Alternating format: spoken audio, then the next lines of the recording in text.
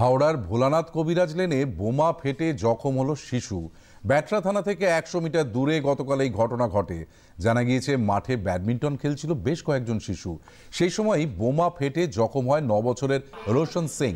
তার ডান হাত এবং ডান চোখে গুরুতর আঘাত লেগেছে। আশঙ্কাজনক অবস্থায় তাকে ভর্তি করানো হয়েছে হাওড়া জেলা হাসপাতালে। কে বা কারা এই বোমা রেখেছে তা নিয়ে তদন্ত শুরু করেছে ব্যাটরা থানার পুলিশ এবং হাওড়া সিটি পুলিশ।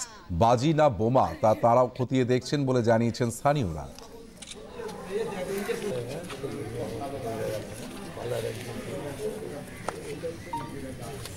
তিনটের সময় 2-3টে বাচ্চা খেলছিল, খেলতে খেলতে মাঠে কোনো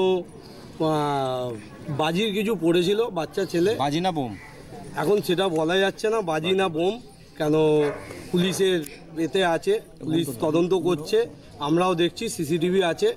এবার সেইখান থেকে একটা আগুন ধরাতে একটা আওয়াজ হয়েছে বিকট, তারপর তার হাতে এবং চোখে চোট লেগেছে, সে হাওড়া হাসপাতালে এখন নিয়ে যাওয়া হয়েছে।